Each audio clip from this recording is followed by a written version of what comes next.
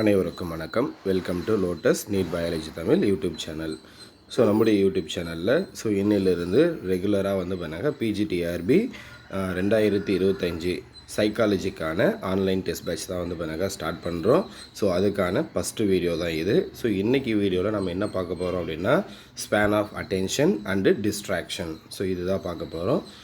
Video பார்க்குறதுக்கு முன்னாடி நான் போடுற வீடியோ பிடிச்சிருந்தால் மறக்காமல் சேனலை சப்ஸ்கிரைப் பண்ணுங்கள், வீடியோவை லைக் பண்ணுங்கள், வீடியோவை உங்கள் ஃப்ரெண்ட்ஸுக்கும் ஷேர் பண்ணுங்கள். இன்றைக்கி நம்முடைய வீடியோவுடைய பிகினிங்கில் பண்ணாக்கா கிளாஸை பற்றி ஒரு சில இன்ஸ்ட்ரக்ஷன் சொல்கிறேன். கிளாஸ் யாருக்கெல்லாம் வேணாவோ அவங்க பண்ணாக்கா டைரெக்டாக இந்த வீடியோ பார்த்து அதிலிருந்து நோட்ஸ் எடுத்து நீங்கள் படிங்க. கிளாஸ் யாருக்கெல்லாம் வேணுமோ அவங்களுக்கு என்ன பெனிஃபிட் அப்படின்னா எவ்ரிடே பார்த்தீங்கன்னா இப்போ நீங்கள் பண்ணாக்கா ஃபார் எக்ஸாம்பிள் வீக்லி பேட்சாக இருந்தால் 150 ருபீஸ் பே பண்ணுவீங்க.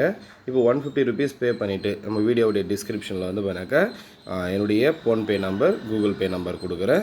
அதுக்கு நீங்கள் என்ன பண்ணுங்கள், 150 ருபீஸ் பே பண்ணிவிட்டு ஸ்க்ரீன்ஷாட்டு என்னுடைய வாட்ஸ்அப் நம்பர், வாட்ஸ்அப் நம்பரும் பண்ணாக்கா உங்களுக்கு கொடுத்துட்றேன். அந்த வாட்ஸ்அப் நம்பருக்கு பண்ணாக்கா நீங்கள் என்ன பண்ணுங்கன்னா அதை பண்ணாக்கா ஷேர் பண்ணுங்கள்.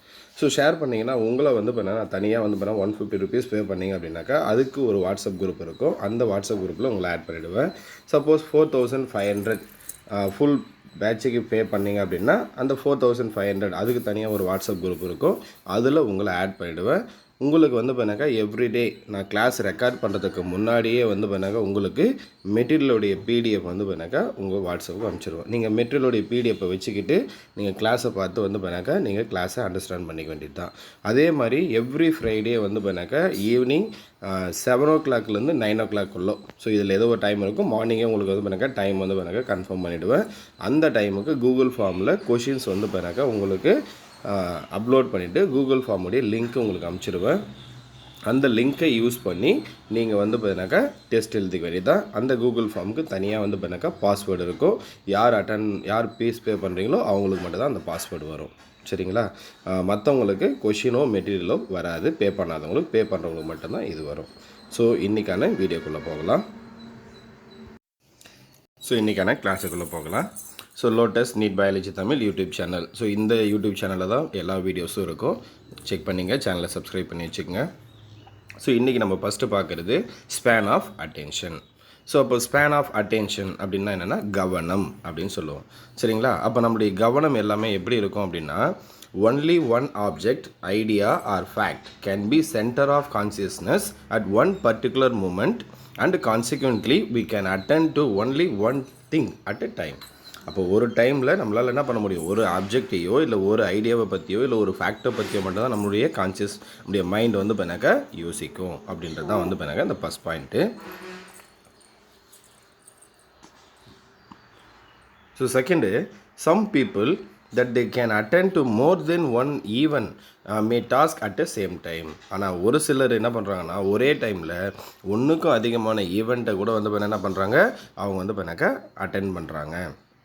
While writing a letter, they are seen answering a telephone, keeping track of the time from the wall clock. இப்போ ஒரு சிலர் என்ன பண்ணுறாங்கன்னா ஃபோன் பண்ணாக்கா பேசிகிட்டே இருப்பாங்க.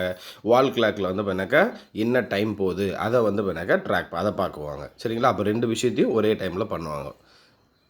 In the other case, immediately after entering a room or hall, individuals are able to give a detailed account of a number of chairs and fans, person present, the picture hanging on the wall, the color of the wall or curtain and so on.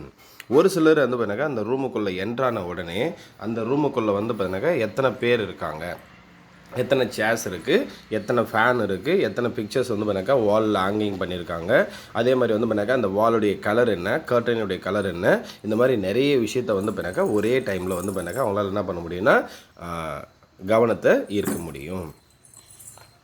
This ability of individual is evaluated in terms of span of this attention, which differs from person to person and even situation to situation in the same time. அப்போ பண்ணாக்கா இந்த span of attention இருக்கு இல்லையா, இது பண்ணாக்கா person to person பண்ணாக்கா change ஆகும். Even பண்ணாக்கா சுச்சுவேஷன் கூட சேஞ்ச் ஆகும். ஒரு சுச்சுவேஷனுக்கு இன்னொரு சுச்சுவேஷனுக்கும் நிறைய வேரியேஷன் இருக்கும்.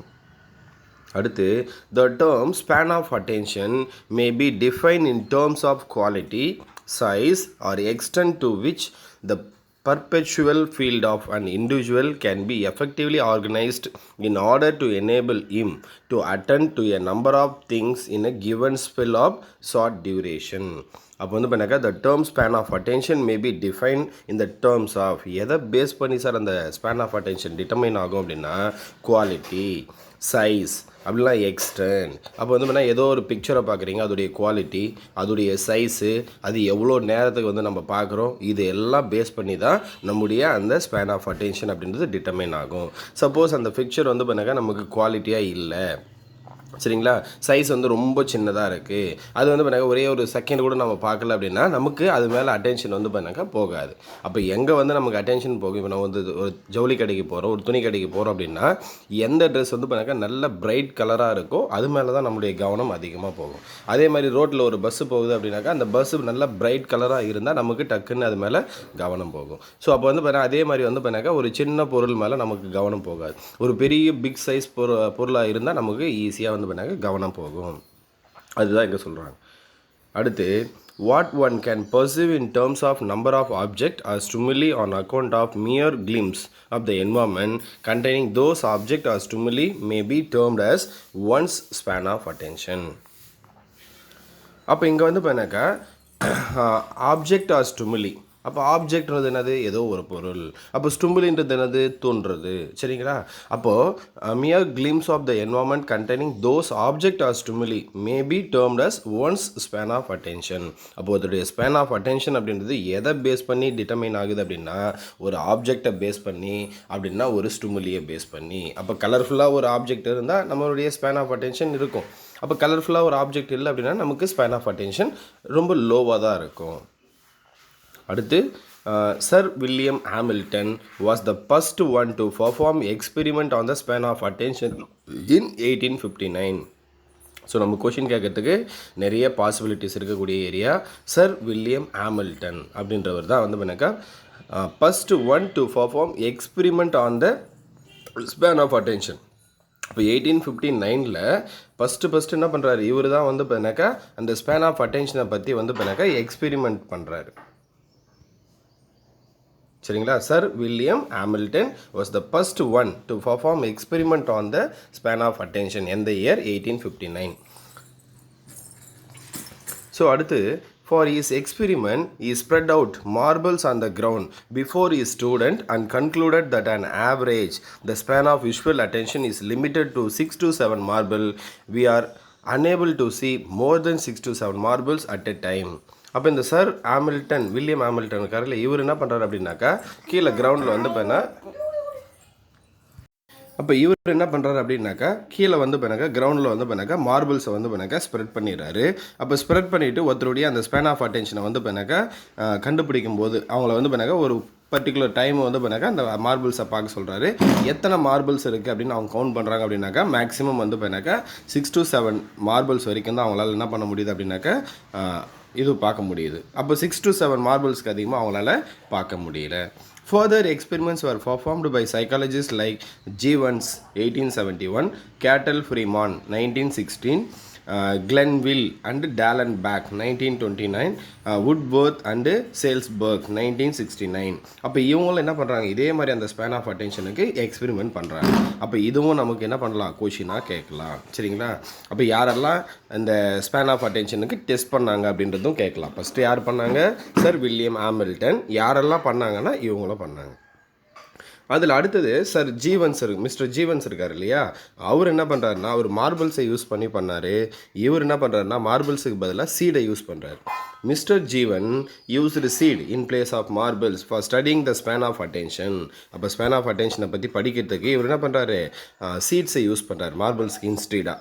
He concluded on the basis of his studies that an average span of visual attention is limited to 5 to 6 seeds. அவர் என்ன சொல்கிறாரு, 6 to 7 மார்பிள்ஸ் சொல்கிறாரு. இவர் வந்து பண்ணாக்கா 5 to 6 சீடை சொல்கிறாரு. அப்போ மார்பிள்ஸை வச்சு யார் டெஸ்ட் பண்ணாங்கன்னு நம்ம கொஷின் கேட்கலாம், சீடை வச்சு யார் டெஸ்ட் பண்ணாங்கன்னு நமக்கு கேட்கலாம். அப்போ மார்பிள்ஸை வச்சு பண்ணும்போது நமக்கு எவ்வளோ ஸ்பேன் ஆஃப் அட்டென்ஷன் 6 to 7 அதையும் கொஷின் கேட்கலாம். அப்போ சீடை வச்சு பண்ணும்போது நமக்கு எவ்வளோ அப்படின்னாக்கா 5 to 6 அதோடைய ஸ்பேன் ஆஃப் அட்டென்ஷன். அடுத்து Cattle in 1986-87 conducted a series of experiments for studying the phenomenon of span of attention by using a simple machine type instrument known as tachydoscope. அப்போ கேட்டல் அப்படின்ற என்ன பண்ணுறாருன்னா 1986-87ல் ஒரு சீரீஸ் ஆஃப் எக்ஸ்பெரிமெண்ட் பண்ணுறாரு. சரிங்களா? அவர் வந்து பண்ணாக்கா ஸ்பேன் ஆஃப் அட்டென்ஷனை வந்து பண்ணாக்கா டிட்டர்மைன் பண்ணுறதுக்காக ஒரு சிம்பிள் மெஷின் டைப் இன்ஸ்ட்ருமெண்ட்டை யூஸ் பண்ணுறாரு. அந்த இன்ஸ்ட்ருமெண்ட்டுக்கு என்ன பேருனா டாச்சிடாஸ்கோப். யாரெல்லாம் வந்து பண்ணாக்கா பிஎட் காலேஜ் சரிங்களா ரெகுலராக படிச்சிங்களோ அவங்களுக்கு வந்து பண்ணாக்கா இந்த டாச்சிடாஸ்கோப் இன்ஸ்ட்ருமெண்ட் வந்து பண்ணாக்கா காட்டியிருப்பாங்க. கண்டிப்பாக வந்து பண்ணாக்கா பார்த்துருப்பீங்க. நான் வந்து பண்ணாக்கா கவர்மெண்ட் காலேஜில் பிஎட் படிக்கும்போது நான் இந்த எக்ஸ்பெரிமெண்ட்டெல்லாம் வந்து பண்ணாக்கா விஷுவலாகவே பண்ணியிருக்கேன். Next today in our school or colleges psychological laboratories we make us to little more advanced form falling door type tachydoscope. அப்போ ஃபஸ்ட்டு அவர் யூஸ் பண்ணது வந்து பண்ணாக்கா டாச்சிடாஸ்கோப் தான். ஆனால் இப்போ என்ன பண்ணுறாங்க கொஞ்சம் அட்வான்ஸ்டாக வந்து பண்ணாக்கா ஃபாலிங் டோர் டைப் டாச்சிடாஸ்கோப் அப்படின்னு ஒன்று யூஸ் பண்ணுறாங்க. நீங்கள் வந்து பண்ணால் இதை கூகுளில் போட்டு பார்த்தீங்கன்னா உங்களுக்கு அந்த வந்து பண்ணாக்கா இமேஜ் கிடைக்கும். அதை பார்க்கும்போது நமக்கு வந்து பண்ணாக்கா ஒரு விஷுவலைஸ் ஒரு அண்டர்ஸ்டாண்டிங் ஒன்று கிடைக்கும். அடுத்து the falling door type tachydoscope usually consists of wooden screen that has window or hole in the middle. அப்போ அந்த falling tachydoscope இருக்கு இல்லையா அதில் வந்து பண்ணாக்கா wooden screen இருக்கும். அதில் சென்டராக வந்து பண்ணாக்கா window or hole இருக்கும். Digit letters or small patterns written or printed on cards may be inserted in the apparatus for being seen through the hole or window. அப்போ வந்து பண்ணாக்கா அந்த சென்டராக வந்து ஒரு விண்டோ இருக்கு இல்லையா அப்படின்னு ஹோல் இருக்கும். அது வழியாக நம்ம என்ன பண்ணலாம்னா அந்த பக்கம் ஒரு ஸ்க்ரீன் ஒன்று கார்டு ஒன்று காட்டுவாங்க. அந்த கார்டில் எத்தனை டாட் இருக்குது இல்லை எத்தனை லெட்டர் இருக்குது ஸோ இல்லை எத்தனை வந்து பண்ணாக்கா பேட்டர்ன்ஸ் இருக்குது இதை வந்து பண்ணாக்கா நம்ம கவுண்ட் பண்ணோம் ஒரு ஃப்ராக்ஷன் ஆஃப் செகண்டில். சரிங்களா? ஒரு குறிப்பிட்ட டைமில் நமக்கு எவ்வளோ அந்த ஸ்பேன் ஆஃப் அட்டென்ஷன் இருக்குன்ற டிட்டர்மின் பண்ணுறதுக்காக யூஸ் பண்ணுறது தான் அந்த ஃபாலிங் டோர் டைப்ஸ் டாச்சிடாஸ்கோப் அப்படின்னு சொல்லுவோம். அடுத்து its exposure is quite short, generally 1/10th of second, regulated by the movable falling shutter. அப்போ வந்து பண்ணாக்கா ஸோ ஒரு குறிப்பிட்ட டைம் தான் நம்ம காட்டுவாங்க. காட்டின முடிச்சோன்னே அந்த ஷட்டர் என்ன பண்ணாங்கன்னா க்ளோஸ் பண்ணுவாங்க. The object you zone the card through the whole for the fixed exposure time. அப்போ எல்லா கார்டுக்குமே ஒரே டைம் தான் வந்து பண்ண கொடுப்பாங்க. அப்போ தான் நம்முடைய ஸ்பேன் ஆஃப் அட்டென்ஷன் நம்ம என்ன பண்ண முடியும்னா கண்டுபிடிக்க முடியும். He may be asked to record what he perceived and the number of digits, letters, etc. correctly reproduced may then be considered as the measure of one's span of visual attention. அப்போ வந்து பண்ணாக்கா அவங்க நம்பரையோ இல்லை டிஜிட்டையோ ஏதோ ஒன்று பார்த்து அவங்க வந்து பண்ணாக்கா எவ்வளோ சொல்கிறாங்களோ அதுதான் அவங்களுடைய span of attention. The span of auditory attention may be measured by tapping a number of times and asking the subject how many tap he was heard.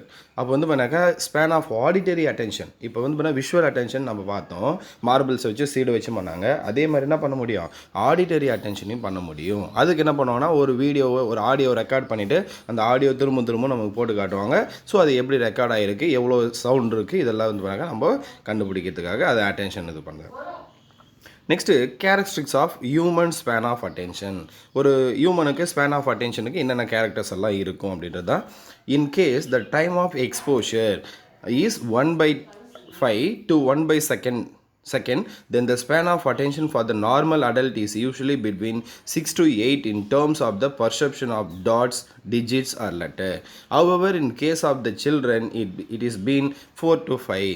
அப்போ வந்து பண்ணாக்கா நமக்கு அந்த 1/5 1/5 1/10 செகண்ட்ஸ் நமக்கு வந்து எக்ஸ்போஷர் கொடுக்குறாங்க அப்படின்னா ஒரு அடல்ட்னா என்னது ஒரு 18 இயர்ஸுக்கு மேலே இருக்கிறவங்க.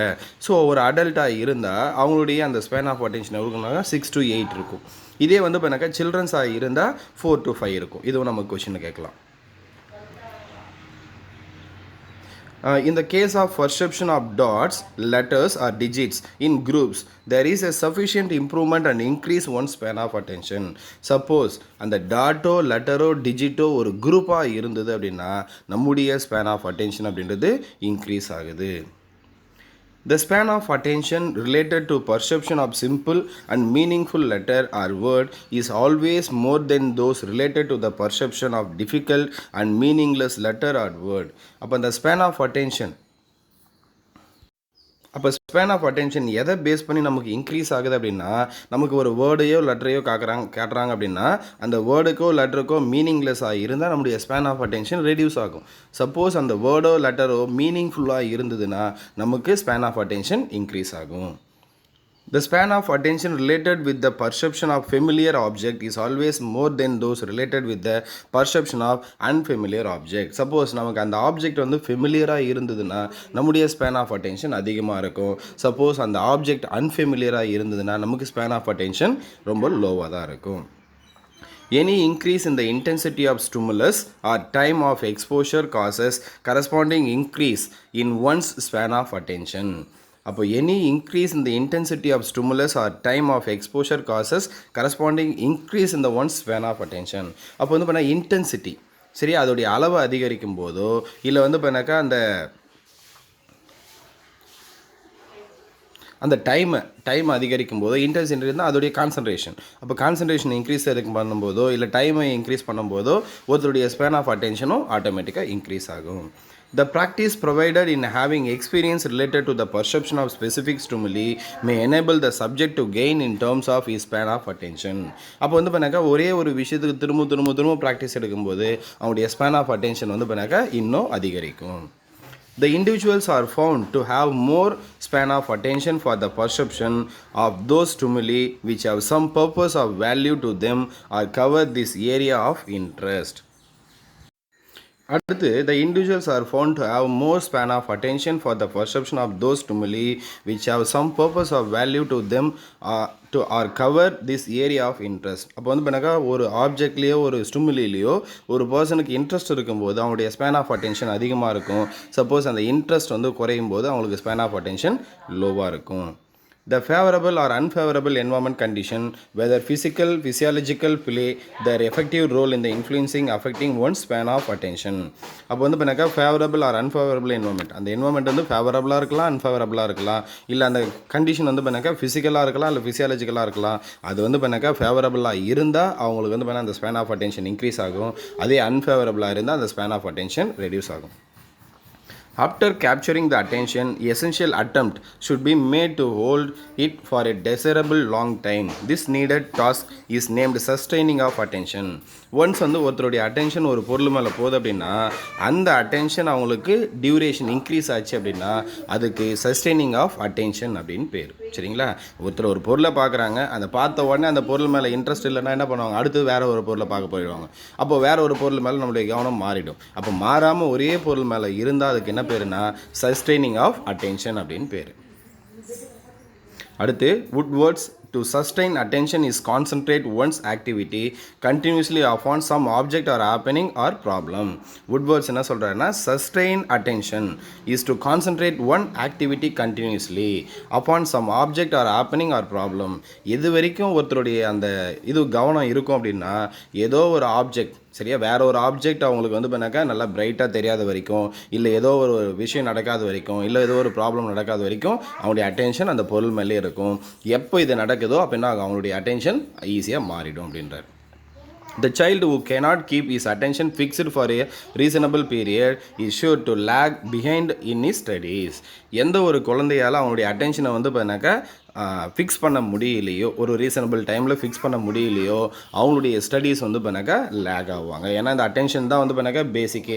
இந்த அட்டென்ஷனை பேஸ் பண்ணி தான் ஒருத்தர் கிளாஸை கவனிக்க முடியுமா முடியாதான்றது. இப்போ ஒரு டீச்சர் கிளாஸ் எடுக்கிறாங்க அப்படின்னா அவங்களால வந்து பண்ணாக்கா அந்த அட்டென்ஷனை வந்து பண்ணாக்கா ரொம்ப நேரம் நிலைநிறுத்தினா மட்டும்தான் அவங்களால என்ன பண்ண முடியும், ஈஸியாக வந்து பண்ணாக்கா இது பண்ண முடியும். அப்படி இல்லைன்னா அவங்க என்ன பண்ணுவாங்க, வெளியில் பார்க்குறது இல்லை வந்து பண்ணாக்கா வேறு ஏதோ ஒன்று யோசிக்கிறது இதெல்லாம் பண்ணிவிடுவாங்க. ஸோ கிளாஸ் ரூமில் இந்த அட்டென்ஷன் அப்படின்றது ரொம்ப ரொம்ப important. An artist has to strive for sustained attention so that can finish his desired piece of art. ஒரு ஆர்டிஸ்ட்க்கு வந்து பண்ணாக்கா அவருடைய அட்டென்ஷன் வந்து பண்ணாக்கா சஸ்டெயின் ஆனால் மட்டும்தான் அவர் என்ன பண்ண முடியும், ஒரு அந்த ஆர்ட்டை வந்து பண்ணாக்கா ஃபினிஷ் பண்ண முடியும். சப்போஸ் அவருக்கு அட்டென்ஷன் இல்லை அப்படின்னா அந்த ஆர்ட்டை வந்து பண்ணாக்கா ஃபினிஷ் பண்ண மாட்டார்.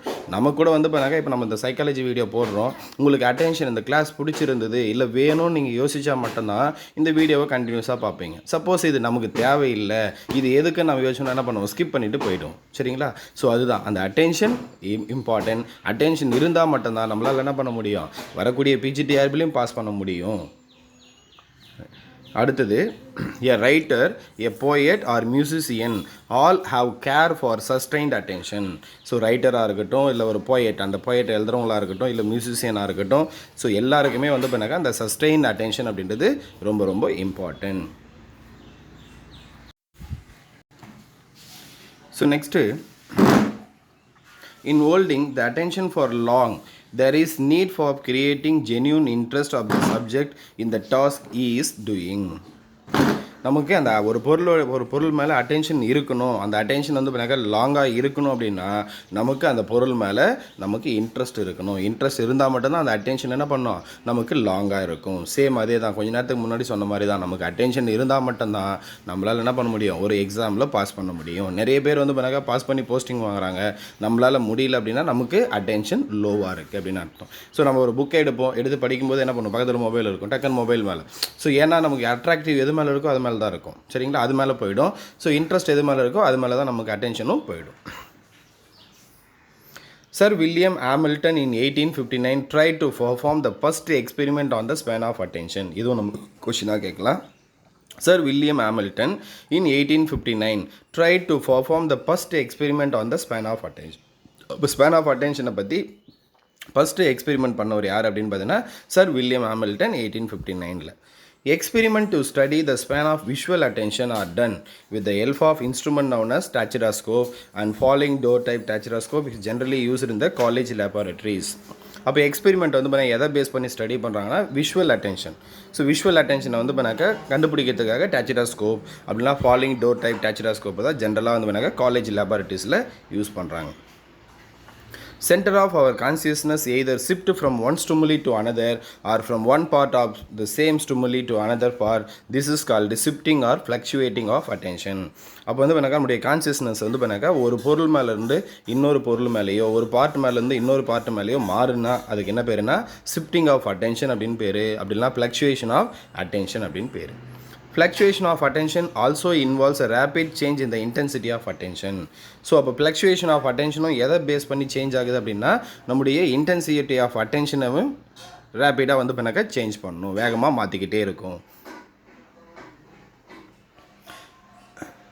Consciousness at a particular moment may be divided into two parts, central and marginal. நம்முடைய கான்சியஸ்னஸ் என்ன பண்ணுறாங்கனாக்கா conscious of the particular moment. அப்போ ஒரு பர்டிகுலர் டைமில் நம்முடைய கான்சியஸ்னஸ் அப்படின்றது எதை பேஸ் பண்ணியிருக்குனாக்கா ரெண்டு பார்ட்டாக பிரிக்கிறாங்க. ஒன்று வந்து பண்ணாக்கா சென்ட்ரல், இன்னொன்று வந்து மார்ஜினல். அப்போது at the time when our attention is on the wall clock and consciousness focused on it, the other object and activities going on inside the room remain within the research of the marginal consciousness. So நமக்கு வந்து பண்ணாக்கா wall clock பார்க்குறோம், wall clock பார்க்கும்போது அது மட்டும் இல்லாமல் மற்ற விஷயத்தையும் வந்து பண்ணாக்கா நம்முடைய மைண்ட் இது பண்ணால் அதுக்கு பேர் என்ன பார்த்தீங்கன்னா மார்ஜினல் கான்சியஸ்னஸ் அப்படின்னு பேர். The phenomenon of fluctuation of attention was experimentally recorded for the first time in 1875 by the psychologist urban stitch அப்படின்றவர் தான் வந்து பண்ணாக்கா ஃபஸ்ட்டு எக்ஸ்பெரிமெண்டலாக வந்து பண்ணாக்கா ரெக்கார்டட் பண்ணுறாரு எதை, ஃப்ளக்சுவேஷன் ஆஃப் அட்டென்ஷன். இதுவும் கொஷின் கேட்கலாம். அடுத்து, the study of fluctuation of visual attention can be experimentally made in the psychological laboratory with the help of device called a Mason disc. அது மட்டும் இல்லாமல் study of fluctuation visual attention. அப்போ வந்து பண்ணாக்கா நமக்கு அந்த பார்வையினால் வருது இல்லையா, அதில் ஏற்றம் இறக்கம் வருது இல்லையா ஃப்ளக்சுவேஷன். ஸோ அதை ரெக்கார்ட் பண்ணுறதுக்கு லேபார்ட்டரியில் யூஸ் பண்ணக்கூடிய அந்த டிவைஸுக்கு என்ன பேருனா மேசன் டிஸ்க் அப்படின்னு பேர். இந்த மேசன் டிஸ்க் எப்படி இருக்கும் அப்படின்னு பார்த்தீங்கன்னா இந்த மாதிரி ஒரு ரவுண்டாக இருக்கும். இதில் வந்து பண்ணாக்கா ஒரு 4 டாட் இருக்கும். இதுதான் மேசன் டிஸ்க்கு. நீங்கள் வந்து பண்ணாக்கா ஜஸ்ட்டு கூகுளில் போய்ட்டு ட்ரை பண்ணிங்கன்னா தெரியும். ஸோ இதை வச்சு தான் என்ன பண்ணுறாங்கன்னா அந்த விஷுவல் அட்டென்ஷனில் வரக்கூடிய அந்த ஃப்ளக்சுவேஷனை கண்டுபிடிக்கிறதுக்காக யூஸ் பண்ணுறாங்க. ஸோ இன்றைக்கான கிளாஸ் இது வரைக்கும் இருக்குது. டிஸ்ட்ராக்ஷன்லேருந்து நெக்ஸ்ட் கிளாஸில் பார்க்கலாம். ஸோ இன்றைக்கி வந்து பண்ணாக்கா இந்த வீடியோ கடைசி வரைக்கும் பார்த்தீங்க. ஸோ இதில் வந்து பண்ணால் ஒரு சில பாயிண்ட் ரொம்ப இம்பார்ட்டன்ட் சொல்லியிருப்பேன். ஒரு சில இடத்துல இருந்து இன்டீரியராகவும் நமக்கு கொஷின் கேட்கறதுக்கு நிறைய பாயிண்ட் மட்டும் தான் கேட்பாங்கன்னு கிடையாது, பாயிண்ட்டை தாண்டி கேட்கறதுக்கும் வாய்ப்பு இருக்குது. ஸோ அடுத்த கிளாஸில் பார்க்கலாம். வேறு ஏதாவது வந்து பண்ணாக்கா டவுட் இருந்தால் கமெண்ட் பாக்ஸில் கமெண்ட் பண்ணுங்கள். கிளாஸில் ஜாயின் பண்ணுற ஐடியா இருந்தால் அமௌண்ட்டை பே பண்ணிவிட்டு என்னுடைய வாட்ஸ்அப் நம்பருக்கு அனுப்புங்க. தேங்க்யூ.